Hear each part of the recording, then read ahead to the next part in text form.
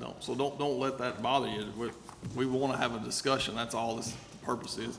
Because of us getting all the commissioners together, we have to file an agenda. So that's all that is, but there's no action being taken tonight. We're not doing anything. We just wanted to, we've done this in the past, got the chiefs together, and so we wanted to open it back up and get everybody together and just let's have a visit, see how things are going, what we can do to help, and just open that conversation up.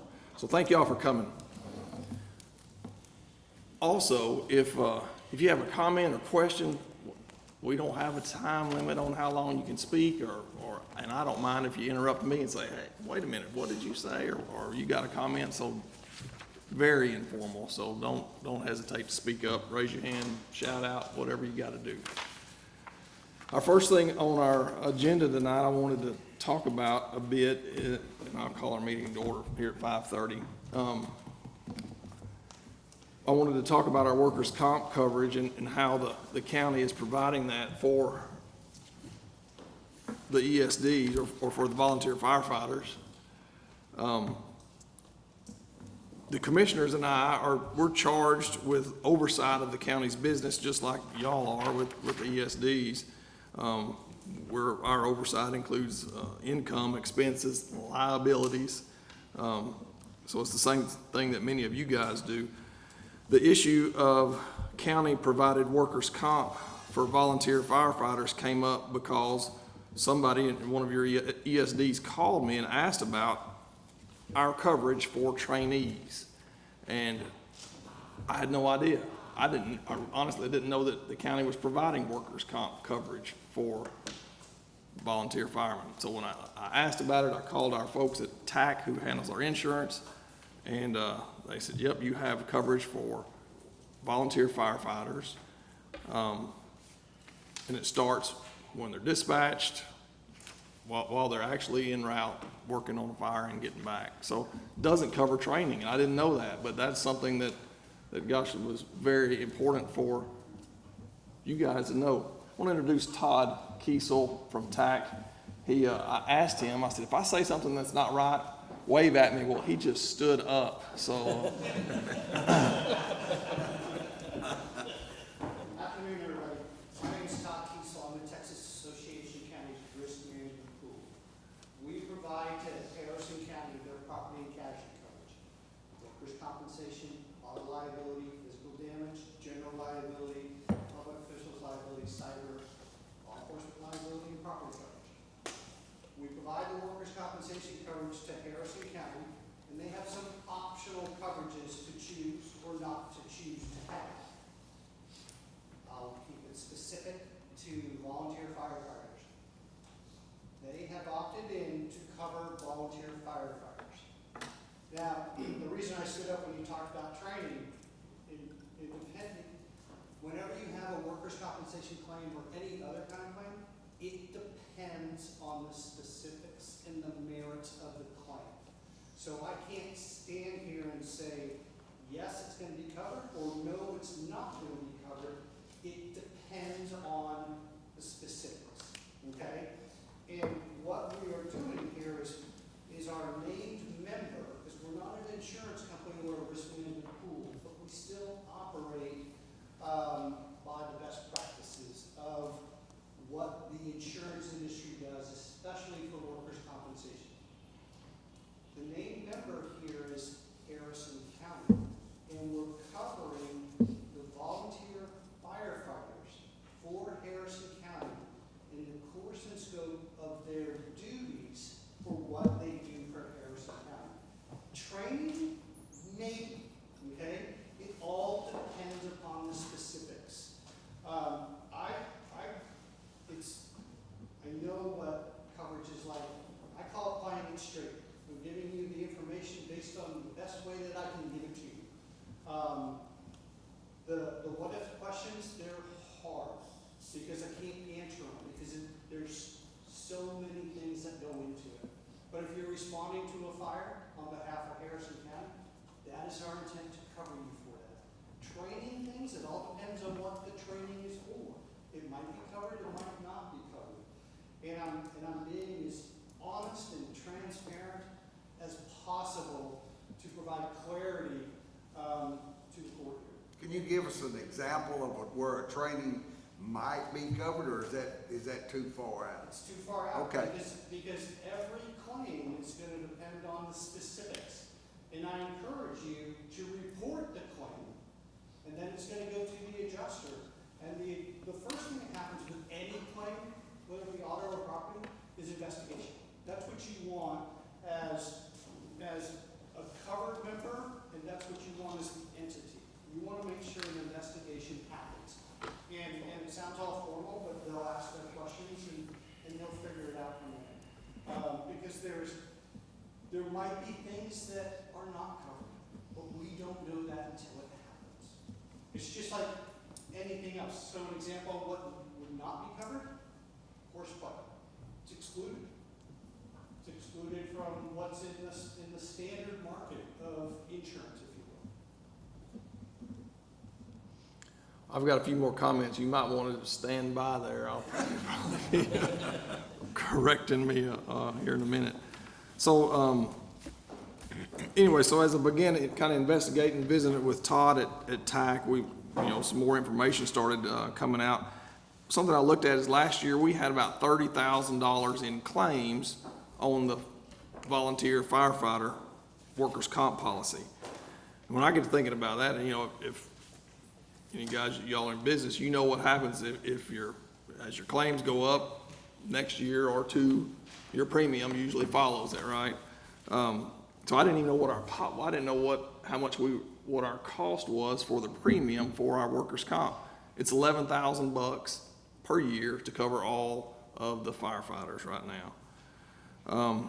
But as I spoke to TAC, they had some concerns about, from a liability standpoint, the county providing coverage to people that you don't have any control over, basically.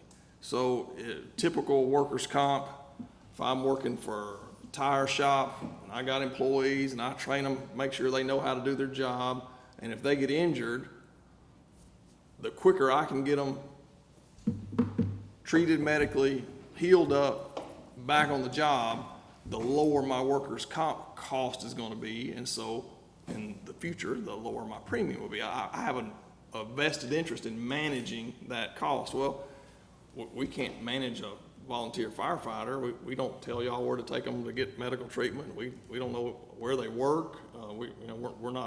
We can't provide them light duty to get them back to work, and it's outside of our hands. So from a liability standpoint, as I talk to TAC, there's like, you're taking some liability here that you have no control over. And so that we're charged with watching out for the liability of the county, like some of you guys who are on the boards are charged with watching out for the liability of your organizations. Same difference. So they're telling me that, and I'm thinking, well, if our premium is only $11,000, why don't y'all get your own insurance? If it's that cheap, couldn't be a big deal. I understand that it's more than that when you start looking at individual policies. And so let me just finish my remarks here. Let me catch back up to where I was.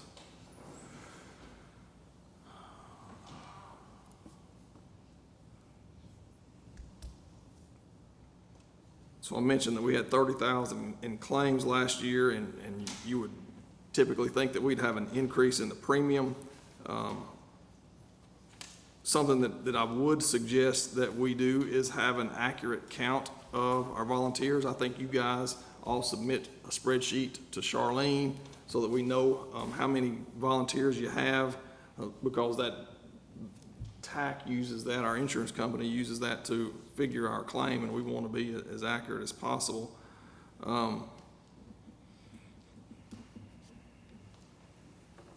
We currently show 265 on our number of employees. And that may be pretty accurate.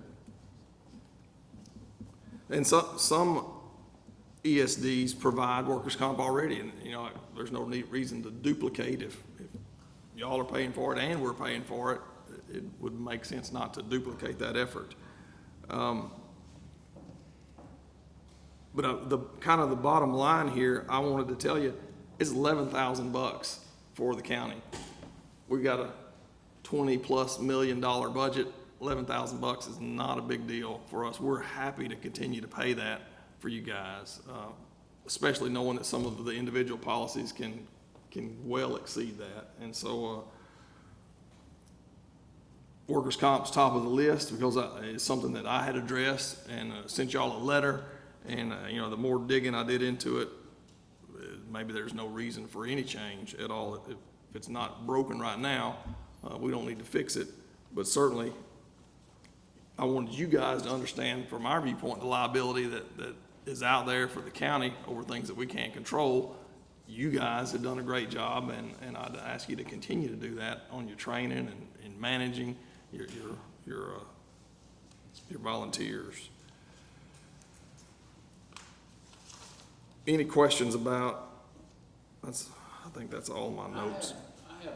Yes, sir. Comments about the liability aspect of it, and I understand you always want to make sure you're covering your bases, but this coming in as the employee and they're being, let's say they being sent back to light duty.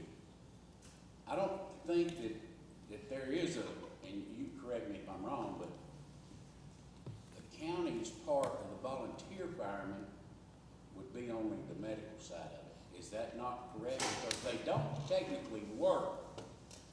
They're volunteers. So can you clarify that for Yes, me? sir. Yes, sir, and that's a great question. So, when you have a volunteer, okay, there's no payroll, right? Correct. Right. So, without any payroll being reported to us, we use a default of $5,200, okay? And that's on the coverage side, so I won't dive into that here because I want to answer your coverage question. So let's say that I work for Texas Association of Counties, and I live in Round Rock. And let's say that I volunteer for William C. County, and I'm covered as a volunteer firefighter for William C. County. And I'm hurt in course and scope of my work. Well, and so let's bring it back to Harrison County.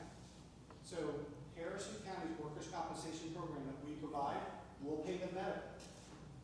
It will pay my payroll, or I work for Texas Association of Counties.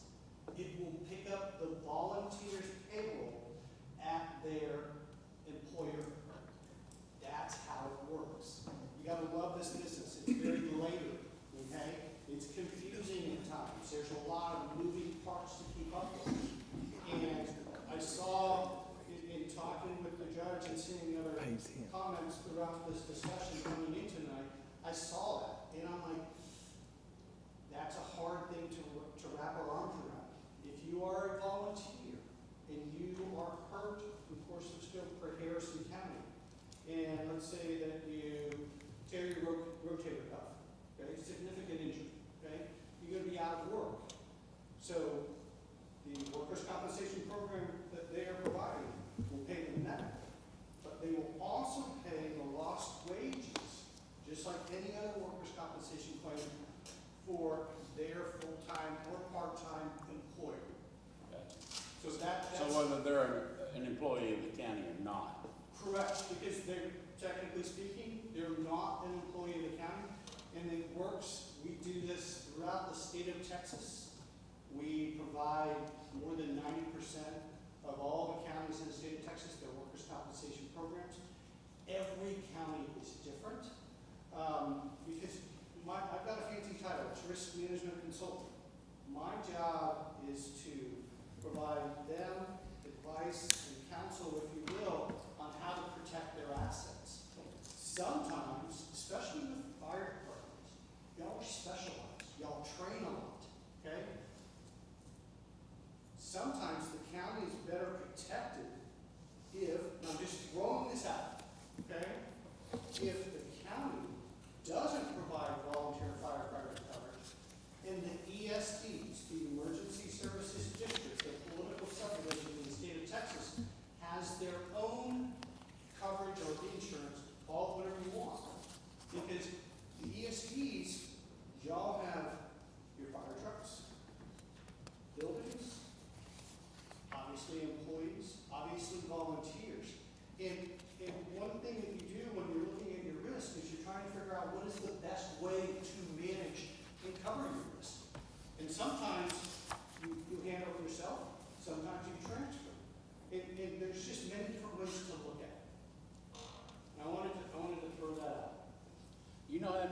years, Judge, that the county's been providing this insurance? I believe since 2015, we've provided not only medical and, It's been a lot longer than that. Yeah, 1966. 30 plus years. I've been the chief 25, and it was long before I took over. so what I understood was 2015, we started providing payroll, covering lost wages. Prior to that, it was only medical. No, I actually had a claim 21, 22 years ago where I broke my leg on a call and I was reimbursed for payroll at Okay. that time. And So- the way they explained it to me, because I was very concerned about that, I was like, look, I don't work for the county, I have a job, I have sick time, and I didn't wanna, double dip or whatever. And they explained it to me as, we're reimbursing you for using your sick leave. And that cleared it up for me. Okay. So you went through a claim. Yes, And did it happen the way that I kind of explained it? yes. Okay, and I don't want to correct.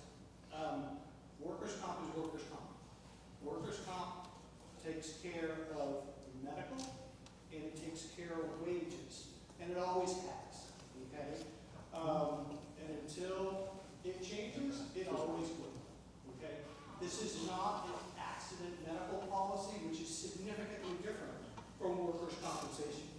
Workers' compensation it's called a sole remedy, because it protects the employees. And in county government, you can't opt out of workers' compensation. You just can't do it, okay? In the private sector in the state of Texas, an employer can opt out of workers' compensation and do it a different way, but not in counties, can't be done. So, your example there, sir, I'm sorry you broke your leg, but that's exactly how it works. Well, Todd, the problem is that the county can provide this coverage to these firefighters for $11,000, and that one emergency services district can provide the same coverage for over $100,000. That's where the difficulty comes in. Okay, and the judge mentioned that to me. I can't speak to that, because Well, what I'm saying is the county's probably gonna be willing to, we hope that they're gonna be willing to accept whatever this liability is you're talking about. You're just talking about increased premiums. When you talk about liability, you mean the county may have some liability because if somebody gets hurt and the workers' comp pays, then their premiums may go up. Is that, is That's that the right. liability we're talking about? Yes, sir.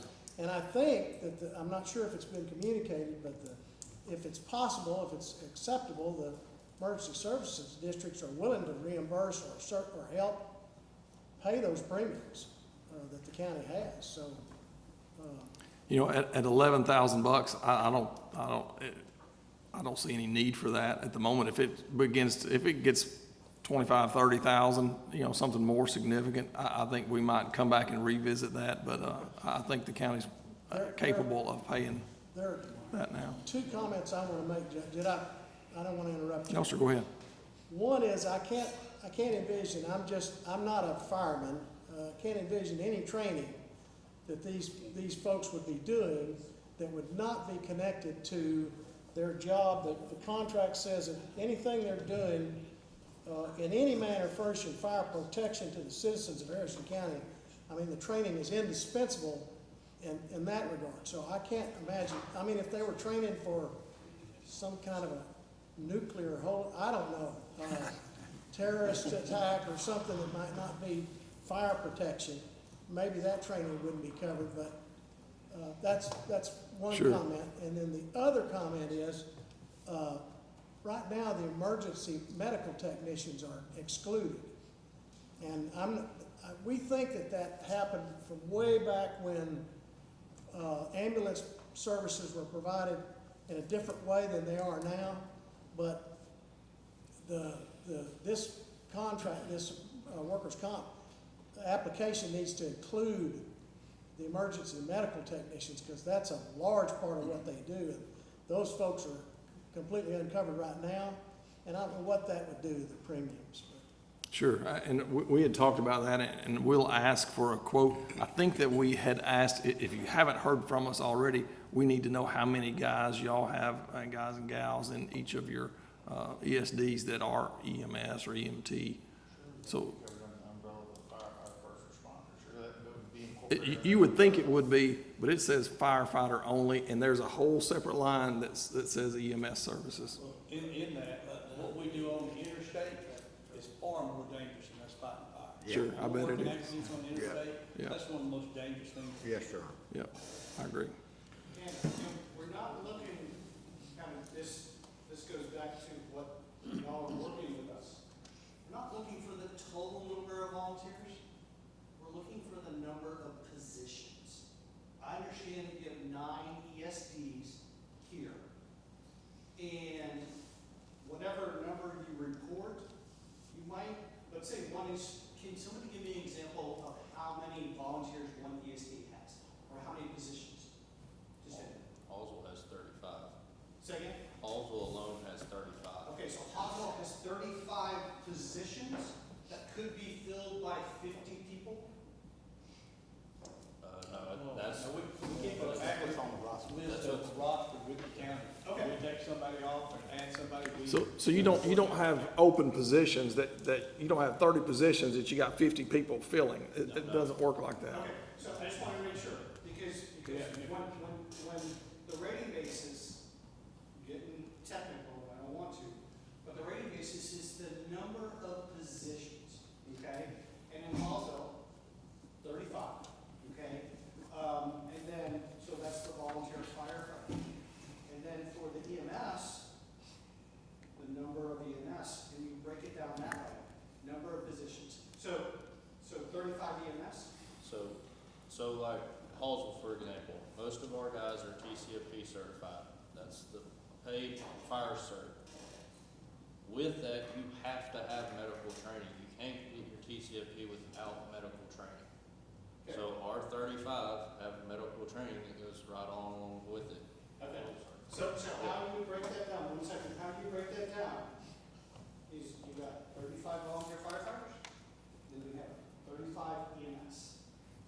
Unless underwriting, the people that I work with tells me something different. Okay. But to me, that's very logical, and that's how you want to rate it. So you said position, so if you said, on a given day, you've got 4 people on an injury crew, 2 on a rescue, 2 on an ambulance, that's 8 positions that could be filled by the 35 people. Correct. We're looking for number of positions that the Okay. ESD has. And I'm not sure. So basically, you're talking about the number of positions it would take to dispatch the equipment in your station to respond, not by how many people are on your roster as listed Let as me served. rephrase this. Okay, don't Okay. just pluck out this fire. They lump it in with Number of positions all of the whole that the Hallsville ESD has for volunteer firefighters and for emergency medical services, even though they might be the same individuals. And that's how I would handle it. So the premium would be calculated both ways, volunteer firefighters and then emergency medical personnel. You are exactly right. So if you've got only 5 out of your total that are going medical calls such as that, then that would go into that category, and then, because otherwise you're putting the same number of people in both categories if they both can do the same thing. You lost me, but that's okay. Yeah. Okay. I mean, everybody, that 35, if all 35 of them would actually go on an EMT call, then they would be in that same category. So they've got 35 firefighters and 35 EMTs at the same time. Yes, sir. Okay. I guess maybe I'm probably not gonna clear it up, but to add to the confusion, on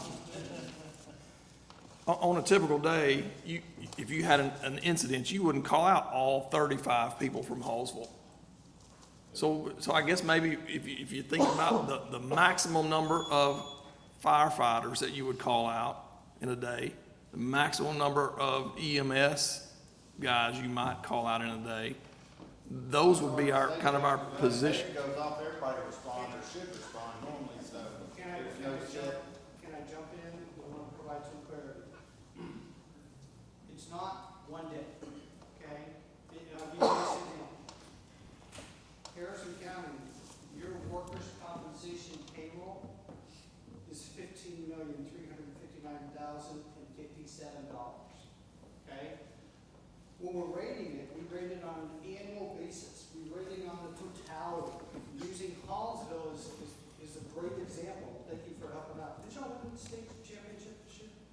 No, You talking about hard? Harlton. Baseball. Baseball.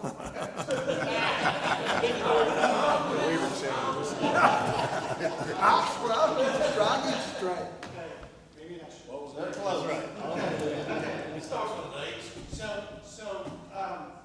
But it's the totality of it, the totality of the positions per year, not per one day, not how they're gonna respond.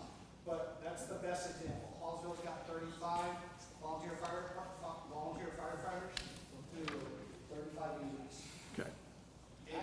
And one more question on that same thing. If you got 35 in each category, what's the difference between the rate for the volunteer firefighters and the emergency medical, or is it close to the same? EMS is less than volunteer firefighters. Okay. So it'd be less than $11,000 It'd be less than bucks. $11,000. Now, that's what I was wanting to hear. Yes, sir, you have a question back there? Yeah, I just want to clarify, with the whole first responder EMTs not being on the coverage, does that mean that currently, every time we get toned out for an EMS call, our people aren't covered?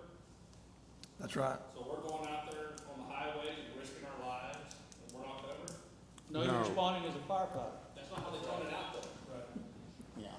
I believe that's right. Would you say that's correct, Todd? And this is the one thing that's important to do, and I'm very glad to be advisors, because we need to understand what's covered and what's not covered. Judge, on average, we're about 75% of what we do is EMS. I'm sorry, I was listening here, but I didn't hear your comment. Go ahead. Sick grandma call, that's a medical call, so our people Sure. aren't covered, so. That's right. Right now. Even though they told the fire How department. quickly can an endorsement be put under this policy to cover the medical? Well, what needs to happen, we need to get those number of positions, get it quoted, give it to the court. It needs to go through court. Anytime you add or delete these optional coverages from our workers' compensation program, it needs to go through court to be approved or not. But it can be done during the midterm. Yes, sir. The policy. Yes, sir.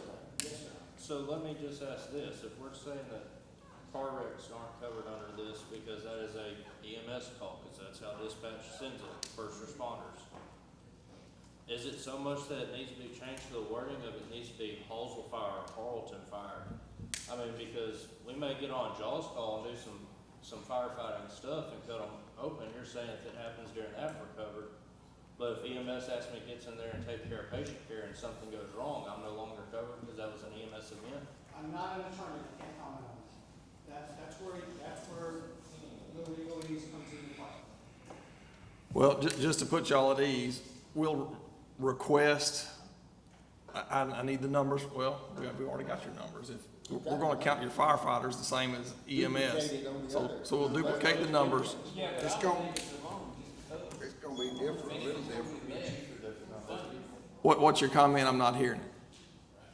Jerry? He was saying that we have less EMTs in most departments than we do firefighters. And I said that we should just leave it equal, however many firefighters that it is. Sure. And just put it down as that many EMS, so that even if someone acquires their certification, nothing changes. We'd rather be overcovered than undercovered. Correct, especially if the cost is less. If I respond with a firefighter with me on EMS, he's working with me, he is not certified, but he's working with me, he's also covered. Well, we'll request that tomorrow. They'll get us a quote on it. We have court in here Next Tuesday. one week from tomorrow. So, I don't know if we can get all it done that quickly. You know how we work. If you give us the numbers, we're very attentive to. All right, well, you see the urgency, so, Absolutely. so we'll- I agree with the urgency, especially to his point in the back there. That's what this is all about. Asking the right questions and gaining that understanding of what's covered and not covered. We need to make sure that there's a clarification on that as well, is that you're not a transporting agency. The only transporting agency that's covered under ESDs is Wasco. So, We got our own. right, that's what I'm saying. That doesn't need to be confused by what the first responder personnel are actually attending to. Because none of the ESDs, other than Wasco, are transporting entities. We provide immediate first aid, basic, depending upon your protocols. I think Hallsville has a little bit more lenient The only protocol. fire department with the ambulance service. We do not provide any transportation, so I know that some insurance, it may see that differently. The fact that it's cheaper, it can't be to transport, I wouldn't think. So, I want to keep it as simple as possible. We carve back the layers, okay? We have Harrison County. We've got 9 ESDs, Washington. ESD or volunteer fire department? We're an ESD, volunteer fire department contracts with the ESD. Okay, okay. So then we get the number of positions. And transporting or not, we don't dive that far. We're looking to make sure that we're getting the right entities covered. And just for posterity and notes, might not be a bad idea to give us a list, just so we can keep notes, because I have a hard time keeping it all straight. Okay? Just give us the names of the ESDs. Sure. Okay? And that way we know, and when we have future meetings like this, that I'm better at this, you know, so I can be more intelligent speaking about it this way. Question on not to exclude the office help, so if you have volunteers on their way in to do the routine books, they're not responding to a fire or anything like that, and they break a leg coming in the door. They would not be covered. Okay. Okay? And that's where we step back and say, we're covering the volunteer firefighters and the emergency medical services. They've got to be paged out, is what you're saying. Sorry? They have to be paged out on an official room to be Yes. covered. Yes, because, and that's where sometimes it's best for the ESD to be covered, okay, on its own, because you're covering your paid employees for the ESD, and you're covering the volunteers. That's going down a different rabbit hole, I know, okay? I imagine that some of the ESDs y'all are covered by the VFIS, okay? Maybe McNeil Insurance, the competitor, I'm not sure if they're here in the state, just yet. But the VFIS, I hear they're very good. They specialize in volunteer firefighters and fire departments. So, but to answer your question, the office personnel wouldn't be included, and that's an important thing to recognize.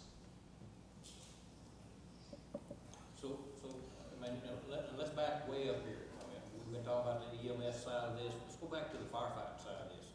You know, now you asked the question a while ago, when did worker comp start in the county? It started during Judge Richard Anderson in 76 or 79, somewhere in that era. I don't know the exact date. 76. It's somewhere between 76 or 79, when Judge Anderson was here, is when workers comp started for the fire departments in the county. You know, you said something over a while ago that kind of turned a light bulb on for me. You said that we're only covered when we're paged. Well, when we do training, when we burn a house for training and have 3 or 4 departments there, that is not paged. Still, it's fire department business. Right. And I apologize if I wasn't clear on that, because it all depends. When you are training at a fire, it seems reasonable to me that your training would be covered, okay? Remember, here's my disclaimer, it all depends upon the exact nature of the claim. But what you just described, and I apologize if I wasn't clear, it sounds to me that would be covered.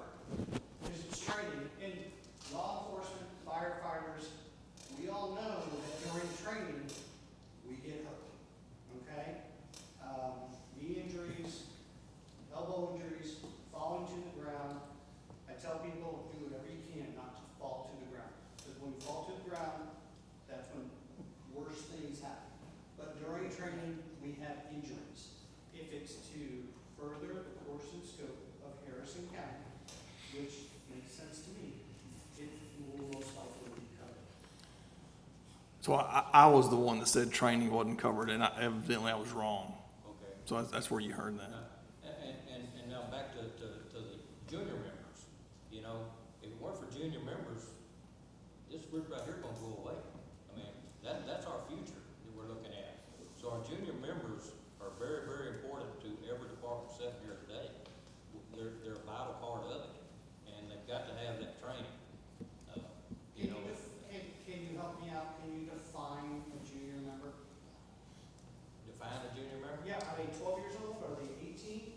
Under the age of 18. Different departments, I don't have different programs. Ours have to be 17.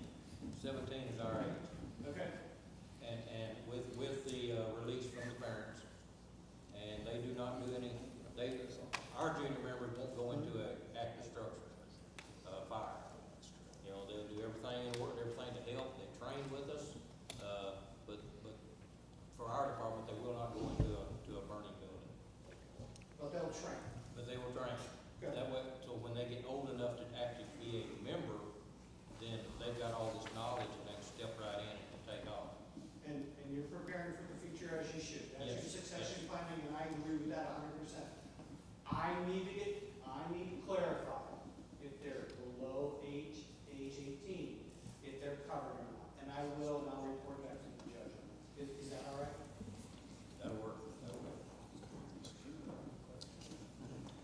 Any other questions, comments? In reference to your question about cost of insurance, when you think of an emergency services district, we are a special purpose district in the state of Texas. So like you've indicated, TAC covers about 90% of the counties in the state of Texas. We as ESDs are kind of like a commercial business. Our workers' comp are too, the administrative, we have to use Texas Mutual. And so for us to go get it, it's extremely expensive because our pool is so small. Y'all's pool is the state of Texas. So you're able to spread that premium across not only Harrison County, but across the state of Texas. The ESD is a political subdivision. But we're a special political subdivision. We cover ESDs. We cover some ESDs. I did not know that. And that's one thing I wanted to point out, and I'm glad that you asked that question. I never overpromise, okay? It all depends upon everything. If you want to get a quote, let me know, we'll quote it. Because if you think about it, if you protect Harrison County by having, which ESD is it? 3. Okay, so if you protect Harrison County with the coverage, the way that we're talking about this, but then you're also protecting ESD number 3 with your coverage, you're controlling your own information, you're controlling your own individuals, okay? And it's like when you build a building, I always talk to the members about when you have a contractor, make sure the contractor's getting the builder's risk in their name, giving the county's additional insured. You're protecting the county by protecting the contractor. You're taking care of your own, if you will. And a lot of times, that's a better way to do it because you have more control over your coverage program.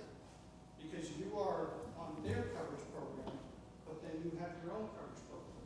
So your ESD number 3, some of it might be covered by the VFIS, okay, for your autos and your general liability and your It's building. totally separate. Right, and your equipment, okay? Then Texas Mutual does or does not handle your workers' comp coverage. And we only have 2 administrative, it just covers that. Okay, And we pay for that. okay, Because the rule, if you had paid employees, it was expected that the department or the ESD would pay for those paid employees, okay, and that's not correct. volunteers. All the volunteers are all covered by the county. Okay, okay. And so they're clerical individuals, their rate's probably, I don't know, 30 cents per $100 of payroll. So it's a relatively inexpensive program that we have with Texas Mutual. The way that Texas Mutual, they allocate so much per hour, and so I have to give them their salaries, and their premiums are based off their salaries. Yes, okay, same thing. It's the rate per. It's, it's not cheap. No, it's not cheap? No. Okay. We'd like to get it cheap. Interesting. It's because you're SIC, because you're an ESD, you're a fire department. We only have 2 in our pool. I knew tonight would be very late. Any other questions, comments? I got a comment, Judge. This is just for y'all to go forward and something for y'all to come together and think about. You know, I think it's safe to say that the emergency service district took a hit when COVID started. Y'all see it in the law enforcement side, EMS side, it's nationwide. I do this as a volunteer, I do it full time. You made the statement earlier that it's $11,000 for y'all, so you don't see why it would be such a big tax on the rest of the ESDs to take that over. You can't blanket us all as one, because ESD 5's district doesn't take in as much as ESD 1's district and vice versa. What I'm gonna say that is one thing you gotta think about is the volunteer firefighting service has suffered more than anybody. I mean, you ask people, it's a dying breed. But there are people that care and still serve their community. Y'all put this burden on the ESDs to try to cover this, something's gotta give. Some of them may not even be able to come up with it. So is what you're gonna see happen is you're gonna see more of an exile of people getting out of this because they don't wanna give up their full-time job because they got hurt on a volunteer call. So one thing to think about, that can affect y'all. What's gonna happen when it's one of your houses or your property catches fire and there's nobody from the volunteer department to respond because everybody's left? So going forward, when y'all think about what y'all wanna do, I hope y'all take that in consideration because it is a very real thing that you could face should y'all tax this to them. That's Well, all I think got. it's pretty obvious, though, with the comments the judge has made, that the county doesn't have a problem continuing I understand, this. but at the same, But I'm glad we had this tonight, because I think we've all learned that there is a segment of y'all's position, like the gentleman in the back brought up, that nobody knew. We didn't, y'all didn't, anybody else didn't, so that's the importance of the different departments, getting those numbers to us quickly where we can get them in and get it done and try to get it bound and put that in play. I mean, you know. absolutely. You know, I know that we all know that our pool is so much greater than individual, and that's the reason that it's like it is. And if there's injuries on the volunteer firefighter side of it, it doesn't just count that, well, that they've got hurt, so that premium's got to go up. It's tied to the whole policy. So if it's not a guarantee that in the event you have a couple of injuries a year or whatever, that your premium's gonna go up, because it's tied to 883 people in the whole pool. So that's the reason we feel like it's a good investment to remain in place to protect y'all and not ask, you know. I've heard 8,500 from ESD 8 to over 100,000 at 3, so I mean, we know that y'all, hey, we fight the same budget that y'all do, you know, so, I mean, money's tight for everybody. Yes, sir. Some of that third edge of that deal you was talking about, we had the fire, we had the EMS, but we also got traffic control, you know, so they're not covered apparently. So how do we get, because that's probably the most, especially the ones that cover a lot of the interstate area like we do in, West Harrison and Hall, you know, we all, and we do a lot of interstate work. Because law enforcement's struggling at this time to get people as well, so they can't take the time. You only got 4 deputies on a shift, it's hard to get all them to come over to the east side of the county to stand up and shut down the interstate. So we're out there and something happens to us, apparently because we're controlling traffic, we're not covered. What is the solution for that part of the equation? Volunteer fire.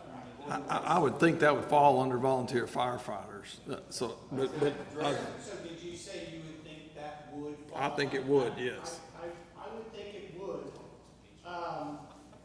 because we don't have a separate class code read for traffic control.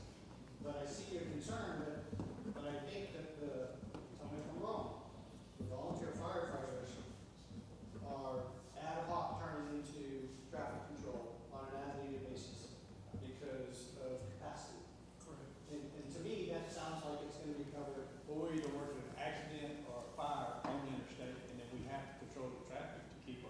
Sure. So that's all part Part of the job. It sounds like what I call course and scope of the job. Yeah. But, yeah, on the way here tonight, the degree was talking about for traffic control, simply traffic control at one of the major intersections in their district for accident. And they didn't have, county didn't have the manpower a lot of times to cover that, and they wanted to send a truck down to block the highway until the trooper went out. So it was, they were told out simply for traffic, wasn't an accident, the accident was done, they've already said, that, you know, nobody hurt, go away. If there was an accident, but nobody. Yeah, nobody was injured. But in the meantime, they were able to get, it was a motorcycle, they, in the meantime, they was able to get the bike off the roadway, but during that time, they talked about fire unit just for traffic control. And they get that a lot, especially on the interstate. I told y'all, I don't overpromise. I pledge. That just might be one of the questions you might need to ask. That's my second question. You know, that I'm gonna follow up with, and then I'll follow up with the judge, you know, the traffic control. There's a lot of times we end up doing it, it's gonna be a long time, they'll call it tech stop, but, you know, they don't like to get up in the middle of the night and come out in the morning we do, you know, sometimes they're worse than we are. So, you know, we end up having to do it till they get there, sometimes it's an 8-hour scene or whatever, so that's why we just need to check into that as well. But if you're dispatched to that call, it would look to me like you would be acting under the umbrella of the county. They requested you because they don't have the service available, basically, if they're short deputies or whatever. But do you wanna know before you get there or after the fact? Do what now? Do you wanna know before you get there or after the fact? Right, I understand, but I mean, I'm just saying, it looks like it should be. I mean, I would think so, but Sure. I heard that it wasn't, though, that's why I wanna make sure we look into that. And in all actuality, John, it's gonna boil down to the adjuster that looks at your case and says how he got hurt was or was not under his scope of practice, period. So it's irrelevant, if we get called out for something, we should be called out under the assumption that we're gonna be covered. If we're not, then it's time to hire an attorney. I mean, that's just basically the life. Well, I just want to talk to y'all just a minute, let y'all know, I think I can speak for this entire court. We absolutely appreciate what y'all do. I've sat here in this seat going on 12 years now. And during the elections, we always prove the voting box locations. And I always say that we're always looking for good partners in Harrison County. Y'all ESDs are some of the best partners we've got. You open those buildings up for us to vote. Y'all are always good to you. We just want to know before we owe on this. We want to protect y'all. We want to do all we can. And I got to echo what y'all were talking about the danger about on Interstate 20. There's more of a chance for you guys to get hurt out there than there ever is on any fire you're going to go to. Chief King, Chief Meisenheimer, and Judge Taylor and I went to Austin in 2016 to get the Transportation Department to help lower that speed limit near Wascom when there was construction going on in Wascom, and there were so many wrecks with fatalities. We couldn't get people in and out of there. And we got that lowered, but that place was just, it was horrible, the wrecks and stuff that happened down there. But I can just about guarantee, I can speak for the court. We truly appreciate what y'all do, and we're gonna do everything we can to keep supporting you guys. You do a good job, and we appreciate it. Just wanna let y'all know that we'll work with you and do what we can on this. So this has been a learning process for me, because like I said, I didn't even know we provided workers' comp until I looked at it, and then I see that our EMS wasn't covered, and so certainly we're trying to fill in those gaps. We don't want to leave anybody uncovered for sure, so we'll work on that. Any other questions or comments on our workers' comp issues? All right.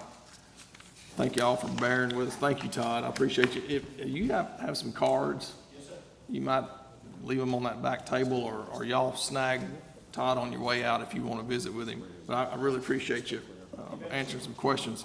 I'll hang on to that. All right. A couple of, let's run through these other ones. We're not too late. Item number 2 is discussion regarding the Texas Forest Service grants. I made some copies of those grants and put them on that little table back there. I didn't realize it. Thanks, Jamie, for sending that to me, but Texas Forest Service has grants available for insurance. They cover workers' comp, I believe it was.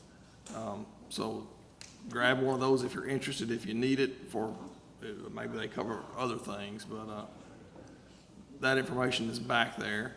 Number 3 is some discussion regarding the fuel tax rebate. Do any of you guys collect your fuel tax back from fuel you purchase? The county can't. We have to pay fuel tax. Schools don't pay fuel tax. They get that money rebated back to them. ESDs don't have to pay it. Yes, we are, ESD3 participates in that program through the state. Okay. We use specific credit cards to buy our fuel, so we don't have to pay all those fuel Yep. taxes. Well, if any of you other ESDs here, if you're not getting a refund on your fuel tax, it can be significant dollars, and all you have to do is keep up with it, fill out a form, and send it in. You can send it in once a month, once a year, whatever, but that's money out there that you're spending that you don't have to. And so, I meant to bring some forms, but that information's online on the comptroller's website. You can find it pretty easily. But if you have any trouble, call me and I'll email you that link. But I thought, man, that's a great money saver. Number 4 is any questions on the fuel tax, y'all? Seem pretty straightforward.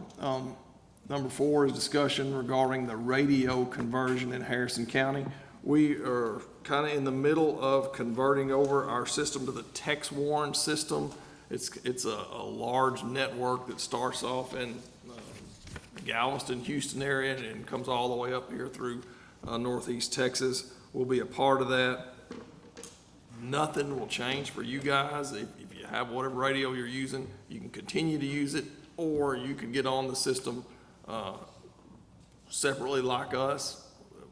We cover the charge. TxDOT, Mr. Dwight Mays at the Sheriff's Office has been working with TxDOT. TxDOT's going to help us with some of the expenses for being on that network. So you guys will be included right in there with us if you wanted to upgrade your system. George Arnold, where's George? Sitting right here. He's with Motorola, and he's the guy that we're working with to get our system updated. We'll be adding a couple of towers and redoing all our radios. So if you have any questions, certainly you can reach out to George. Like I said, you don't have to do anything. They're going to patch that system so that you guys, your radio traffic will still flow through just like normal. Am I saying all that right, George? Yes, sir. That's correct. Any questions for anybody on that? Is this going to, I know it's going to improve the county's radios, it's got to. Is this going to, if we don't convert, I'm assuming you're going to run that on a digital platform? Yes, sir, it's B25 digital system, 7,800 megahertz trunk. Okay, so it's a trunking system? Yes, sir. So, how is the analog, y'all running a dual band repeaters on those towers, or how's the analog system that we're working off of gonna work with you? No, it's not an analog system, so there can be analog backups, but the system is digital as it's built out. So anybody, if you have analog 7,800 radios right now and they're able to be upgraded, you can do that. But yeah, I mean, anything that's VHF, which is pretty much what everybody in the county's on. I know West Harrison has some 7,800 radios, Hallsville has a few. Yeah, any VHF would operate on your system as it stands right now, and then through the patch, those communications would come across to the 7,800 system. Okay, so we really don't have to change anything unless we just want to. Correct. Okay. Do you know already about the location of where these towers are gonna be added? Because that's gonna be a big deal, which I guess, are these gonna work off the same repeater with this patch? Will they be on the same towers? So the towers as we proposed, there's two in the city limits. There's one on Fulton Street right up here, of city limits of Marshall, I'm sorry. There's one on the east side of town at the Tex Dot Yard. They've got a tower over there that equipment's going on. On the east end of the county, we were looking at a site in Lee. It's looking like that may not work out, so we're actually looking at a couple of other sites on that side. And then on the west end of the county, or kind of western center, Ironmore Hill is the site where the county's equipment is right now. The plan is for TxDOT to actually erect a new tower at that site, and all that equipment, the new equipment would go on that new tower. Also, there are towers around the, outside of the county that we would also be able to utilize. So Longview actually has a tower that's in Harrison County over on what we call Smelly Road. Yeah. So that site will also provide coverage. There's other sites in Longview, there's another site in Kilgore, and then Panola County has a site in Carthage. Russ County's got a site in Henderson. They're adding a site up near Tatum. So the idea of the system is everybody builds it out, and, it provides overflow coverage for everybody. So Didn't Upshur have a sign? Upshur does have a site on Barnwell Mountain. Is there gonna be a time frame for that VHF patch over to be obsolete within a year, 2 years, or is there a? That's not, anything that, we plan as, for that system to be, there's some upkeep on a system. But, we'll build the capability in, and then as long as that system is upkept, that's on the county side. We'd have no intention of cutting it off, or we intend to maintain that. One thing that I had talked with Mr. Mays about, some of the smaller departments that might have radio needs, or better, some of the stuff as we start taking out of our vehicles to replace with the new Motorola stuff,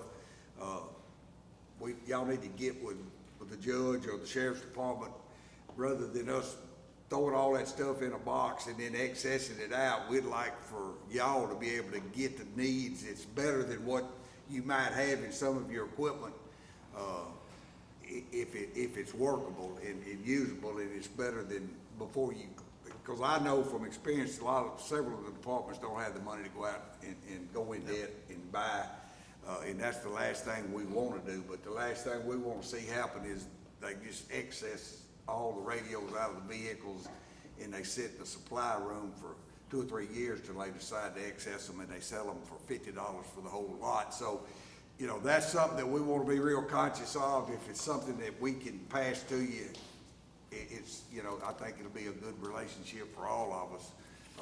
We'll be putting it out with the citizens, or gonna get some benefit out of it. One question that was brought to me, and I'll ask you, I didn't know you were coming, but one of the departments, will the ESDs be able to order and purchase equipment at the cost that the county bought their stuff at, or is there? Yeah, absolutely. So everybody in the county is afforded state contract pricing. A couple of the ESDs have already made purchases, so yeah, Okay, everybody gets the okay. same price. Gonna say we're gonna get a super reduced rate to help get us on board. So actually, as part of the Tex Warren system, Harris County is basically where the brains of that system sits. So that's a large user base down there. And then building it out up through, East Texas. Lots of users on the system. Harris County does negotiate those contracts with Motorola, so there is a Tex Warren contract that is special for users on the Tex Warren system, and it is above and beyond your HGAC or DIR that most entities in the state purchase on. So there is special pricing for Tex Warren users, and that's what everybody gets. So George, I know, you sent Allegiant bills, you sent us that quote already, was that including that? Yeah, It didn't seem very special. Well, caveat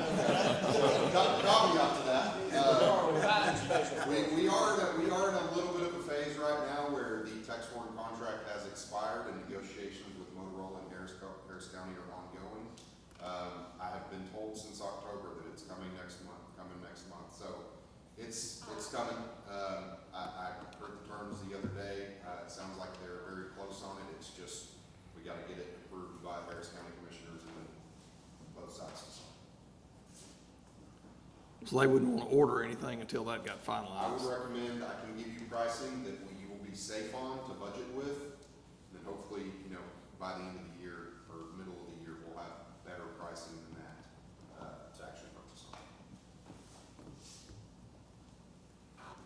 Any other questions about radios?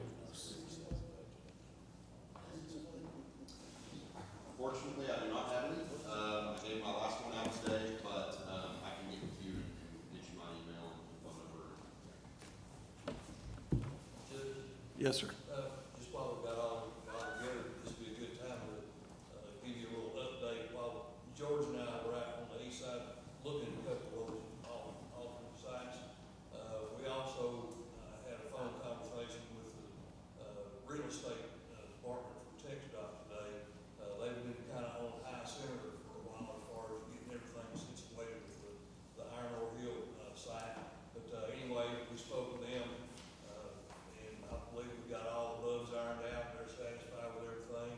So, we also had Paul Brown from Flowers Davis on the conversation. Our attorney is gonna hook up with theirs, but they have a form that they would prefer to use instead of the one that Paul did. He's gonna review it, and we're hoping that within the next 30 days, that transaction will take place. And then once that is done, then the TxDOT, they can go to work on getting that tower constructed. Excellent, excellent, thank you. Anything else? Yes, sir. What is the time frame on this transition? What are we looking at here?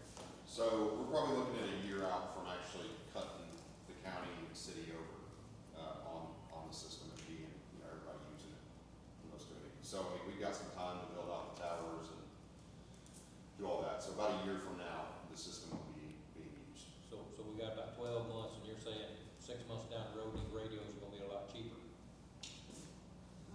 So much. Have we ordered our stuff yet? Yeah, give you a little bitty jar. At that price, it better be real damn special. Thank you. Thanks everybody for having me. If any other questions, I'll be here till the end. I can, catch up with anybody else. Okay? All right, item number 5, this is just a discussion about the 911 conversion to Piney Woods, which is run by ETCOG. Currently, the county and its cities are served by Texas Eastern 911 based in Henderson. Texas Eastern only serves Rusk and Harrison counties, and the cities inside of those. So it's just 2 counties. Piney Woods serves 10 counties right now. If Rusk and Harrison join, of course, it'd be 12. Just something interesting about Piney Woods, they invest in the most current technology. They're constantly upgrading to deliver a very high level of service. I know that Danita Miller is here from ETCOG. She was coming to talk about or be here for the radios, but also she can probably answer most any questions about the 911 district. Over time, we've heard that people haven't been happy with Texas Eastern, and certainly it's my understanding that they've not kept up with the times as far as being the latest and greatest technology. My visit with a number of other county judges and Judge Hale, who is in Rusk County, that's where they're located there in Henderson. I had a little conversation with him. I told him that we were thinking about making a change. The next thing I heard, Rusk County had voted to make the change. They jumped ahead of us. And so he's closer to them than I am, knows those people, because they're right there in his backyard. And so if he was willing to, if he thought it was a good idea, I know it's got to be a good idea for us as well. So that's coming. We don't have an exact time on it as well. There's no hard date set. ETCOG has been working on updating our maps already. They've done a lot of work already on our maps to get them more accurate, but you'll see hopefully some great changes coming here in the next several months when we make the switch. I just wanted y'all to know about that as well. Any questions about the 911 service? I do know that we talked about, that we need to have the ESD boundaries in the maps. It's very, volunteer fire department boundaries in the maps. It's very important. You know, that's called ELT data. We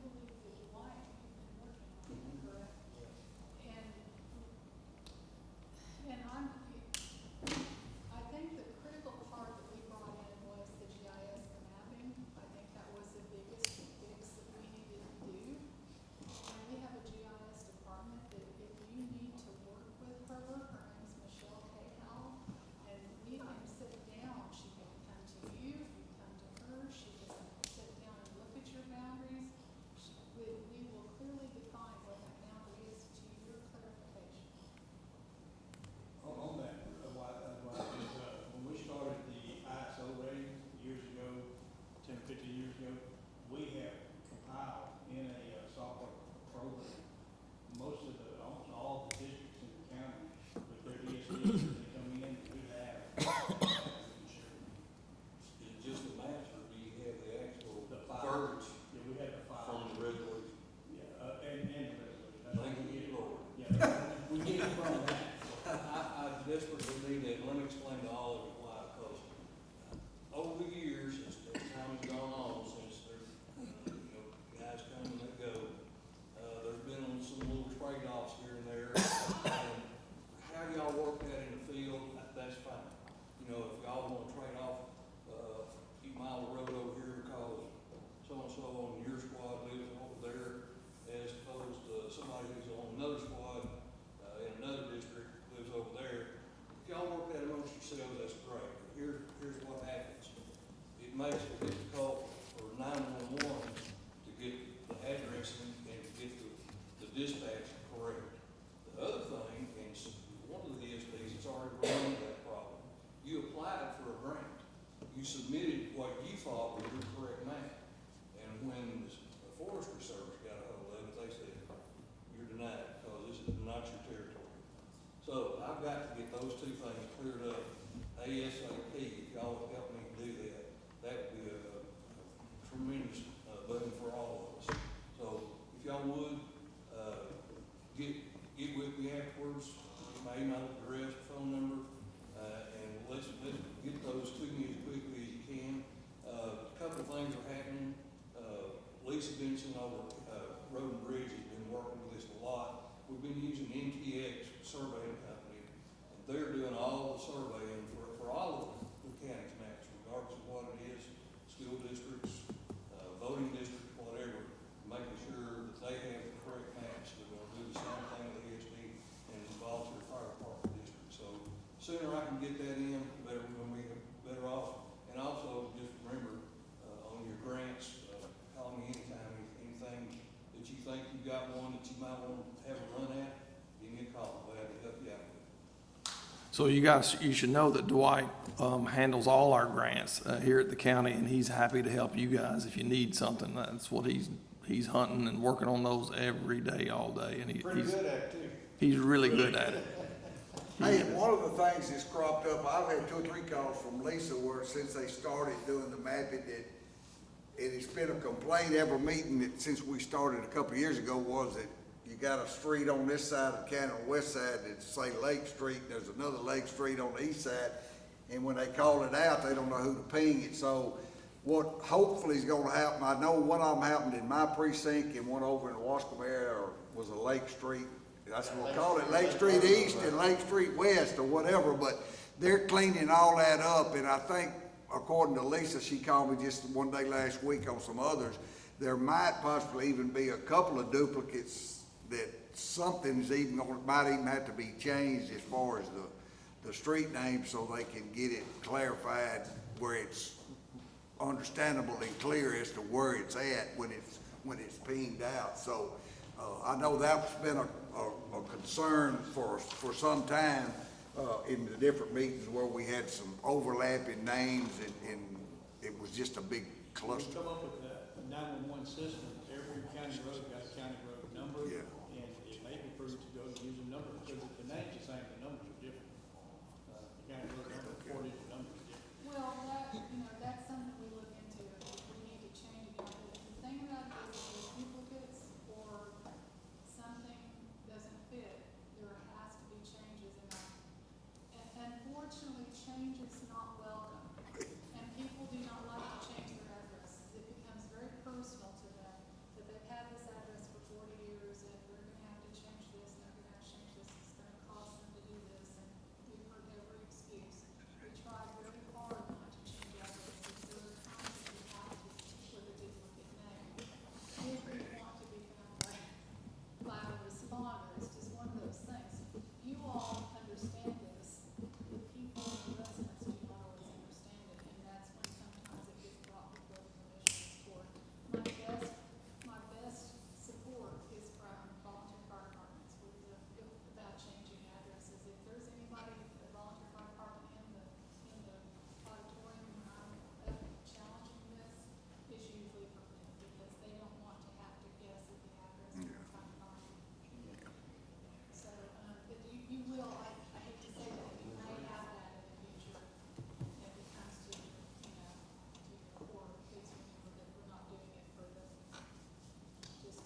Well, we want to get those things addressed sooner than later, just like the EMS insurance.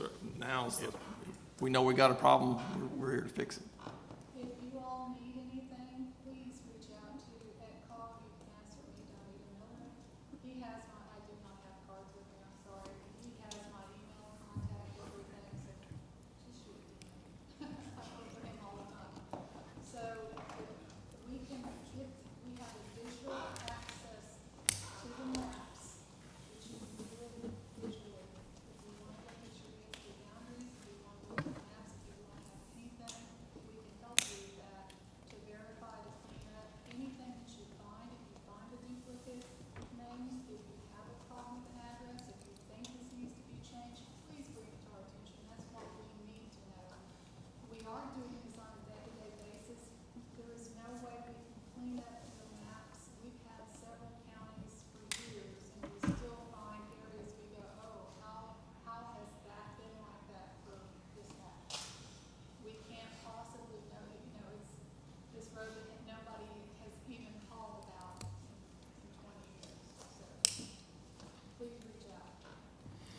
And I'd like to encourage you guys, please, y'all get out there and seek these grants. I'm chairman of that COG, and most of y'all know that. But it's an $83.4 million budget over there, and it's our job to spend that money.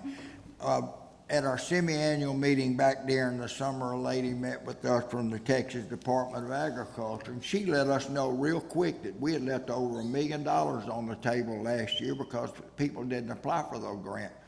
Now, she did admit that the grant process with them is not very easy at all. But once you get all the boxes checked and you can work with Deputy Mays, we'll do whatever you can for it. But you guys get out there and seek those grants out there. The money's there. Let's get it. I think last year, what'd we get? 471,000 in Harrison County, I believe is the figure. But that's just a drop in the bucket when you got $83 million. And our budget last year was over $84 million, but we got it cut because we left $1 million on the table. So let's work it, guys. It's there. Get it. So you got an advocate right here, he's chairman of EDCOG, and we'd expect Harrison County to get some special treatment for this next year, so let's use it while we can.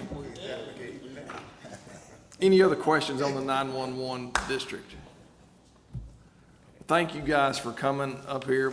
Like Commissioner Hatfield says, we do appreciate y'all and what you're doing, we really do, and I got a comment back here. Go ahead, Todd. Come back up. So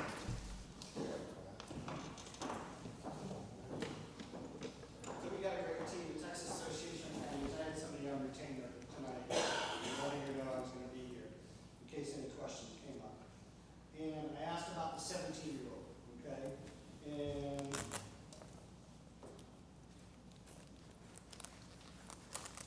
she just texted me again, must be up. It says if the individual is eligible to serve at 17, probably, but just like always, depends on the specifics of the claim. But just because they're 17, I asked, just because they're 17, under age 18, no issues. And they said, no, just remember, just like any other claim, it depends. Then, I asked about, and I apologize, I'm not used to working this way. If called out for traffic control because there's no one else to handle. And she says, like for construction, if they're using VFD equipment and furthering business of the county, most likely it's gonna be covered. Division of Workers' Compensation.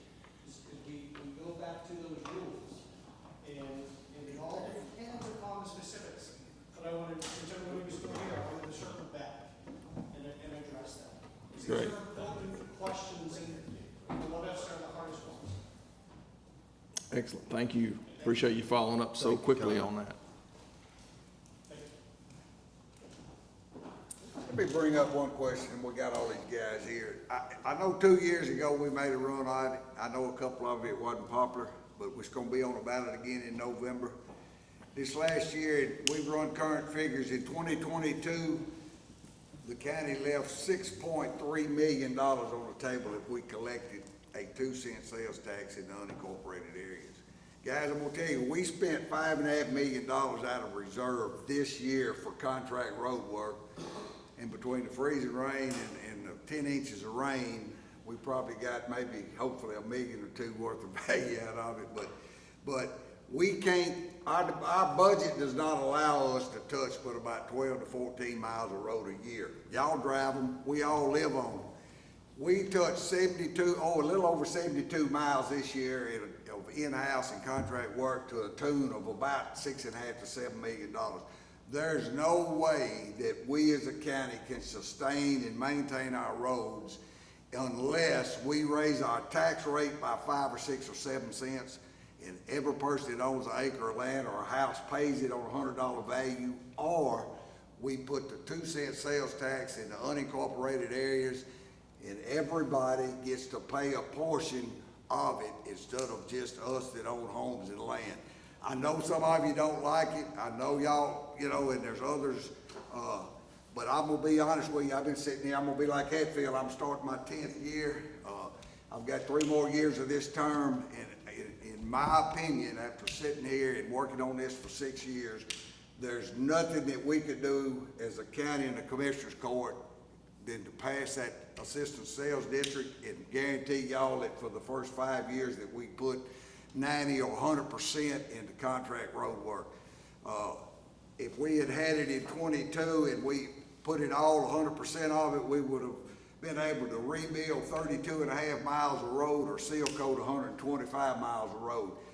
And there's 737.964 miles of road in the county, and as an in-house construction, we hit 12 or 14 miles of road. Well, it don't take long to realize that it's gonna take you about 40 or 50 years to even lay hands on every mile of road we got. So the only thing you can do, and basically all we're getting done in-house, is what's considered safety issues. If it's in 1, or if it's in 2, or if it's in 3, or it's in 4, it doesn't matter that they try to split out the budget and do equal a number of miles in each road or by percentage. If there's a safety issue, one's a prime example. He's got more roads that's been tore up by oil field traffic and timber than all 3 of the other officers put together. So granted, when they start looking at summer road work, they've got to go down. And we all understand that. I mean, it's a safety concern, so they've got to go address it. Well, guess what happens? I'm in 4. Maybe I get a mile of seal coat. But unless we can get people to understand that, we don't want to raise your tax rate, but the calls we get, 95% is me getting chewed out because there's a pothole. We've rectified the bush hogging. We've got a company that comes in, a contractor, and they mow them twice a year, which is one of the best things we've done, I think. It relieved, but we can't in-house keep up with 750 miles of road, I'll be honest with you. And we tried this year, like I said, spent $5.5 million out of the budget, which was some of the ARPA funds. We don't have it. We don't have it now, so it's gone. So, it'll be back to the 12 or 14 miles of in-house road work, and that's not gonna get it done. So I know that some of you don't like it, but I ask you to look at it from a standpoint of helping 68,000 people in Harrison County. It excludes all the incorporated areas, Hallsville, that side of Longview that's in the city limits, Marshall, Wascom, Scottsville's incorporated, and Uncertain. I forget how many they said was possible voters that could have voted in the last time, but it was something like 28 or 30,000. And I think 12 or maybe 2,000 people voted, got beat by 500 or 600 votes. The numbers that we used were from about 6 years ago.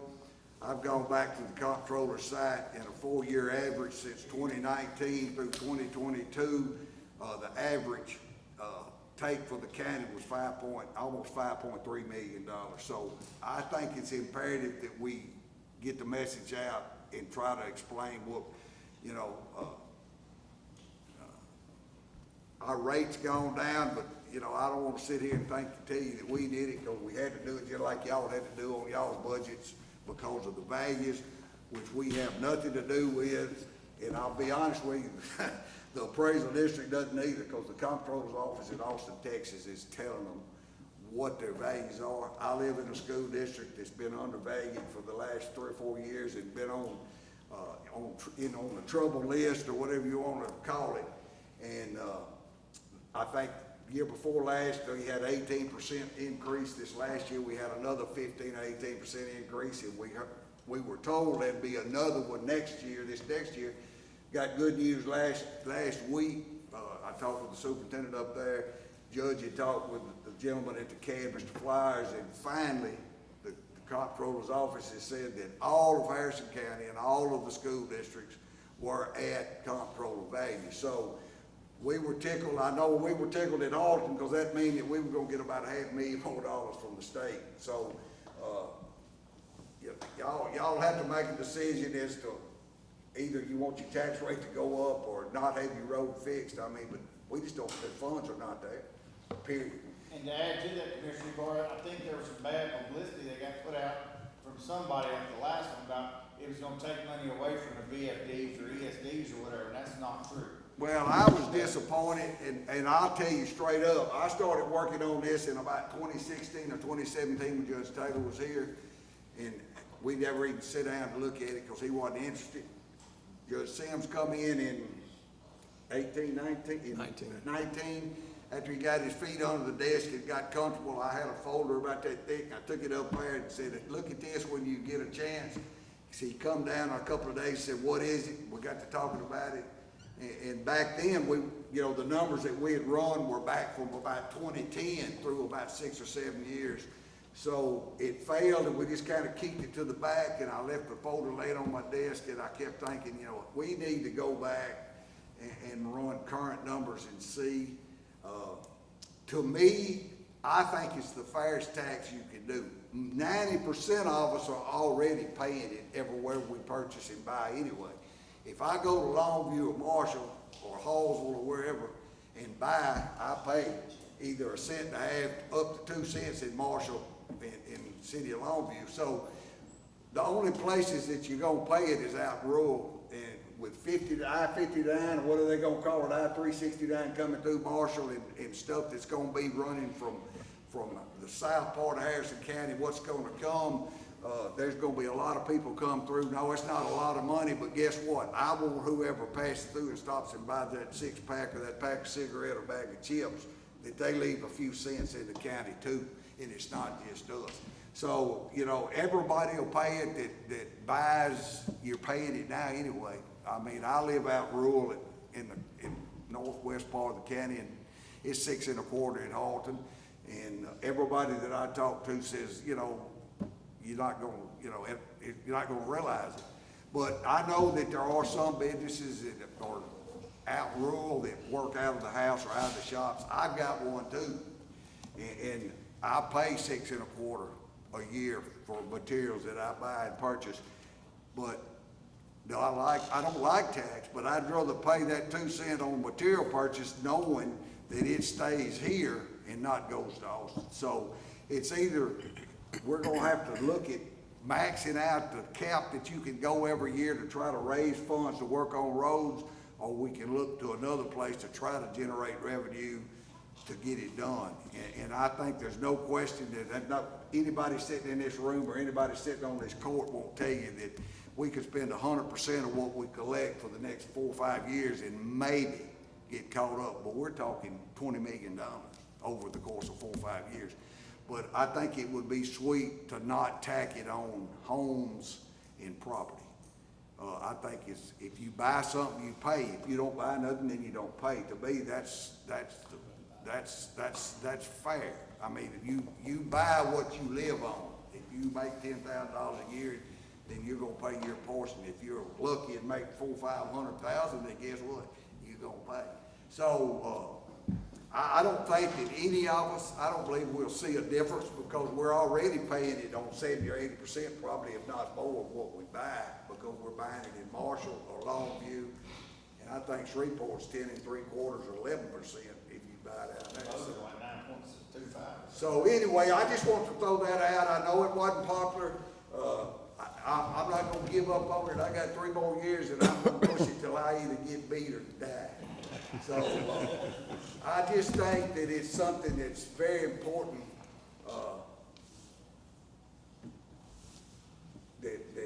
that's probably the best thing we could do for our infrastructure, our roads. Y'all drive them, y'all know how bad a shape they are. So, I think it's kind of a no-brainer for us not to get that. well, I hope that, Everybody that drives into Harrison County and buys something, it's not just our county Right. constituents that are paying for it, it's everybody that shops in here. I know that wasn't on the agenda, but I had all of you here, and I know there was a lot of discussion about it last time. And, just think about it and look at it and ask yourself which way you think you'd rather see it done. You know, because we'll do it whatever way you want to, because that's the only option. We as a county are not like a city. We don't have any services that we can raise or sell to make money. We on y'all's back, and our job is to manage it and try to give you the best bang for what we take in. It'd be sweet to just say we need 10 more cents as a commissioner's court and just put it out there and just do the work and not worry about it. I think that's without a doubt the wrong way to do it. And we've worked like that ever since I've been up here, and Mr. Bays does a great job for us as a county and the sheriff's department in finding stuff for us, and we can't thank him enough. I hope he doesn't put a pencil on and keep a running total and tell us we owe him a percentage of it when he gets through. But I appreciate y'all coming, and like I said, I wish y'all would think about it. If you got any questions or want to talk about it, why you don't support it or why I support it, I'd be more than happy. Give me a holler, leave me a voicemail, I'll call you back. Come see me, we'll go eat lunch, whatever. Except John, I'm gonna take John. But no, seriously, I hope people will think about it and think whether you like it or not and decide what you feel is in the best interest of our infrastructure. While you saying that, I want to thank our ESD3 chief. He came to me a few years ago, had a road a cut-through road. It was not being kept properly, and he told me that they needed that road so that they could get to a fire quicker, or emergency quicker. And so we began to work on that, and we got that road fixed, but y'all travel these roads and with the fire trucks, the EMS trucks and things like that. And if the road is not safe, you're subject to get hurt going to try to help save somebody else. And so what Mr. Ebar was saying is we're asking you for help in this. We're asking you to help get the word out that we need this. We're asking you to put out the right information. So if y'all would do that, I think it'd be appreciated. We did a poor job last time. I made the mistake of thinking when I looked at it, this is kind of common sense, you know, for me. And we did, as a court, as an individual that pushed it, that I did a poor job getting the information out because I thought that it was pretty self-explanatory.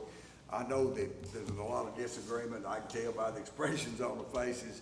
And that's fine too, but you know, I think that we need to get, I had told the judge when we lost last time, I'd like to see us run one more time and get 14 or 20,000 people to the polls to vote, let the people speak. If they say don't, then I'm gonna throw it in the trash can. I'm gonna go home when I finish here, and I'm gonna call every day for them to come patch my road.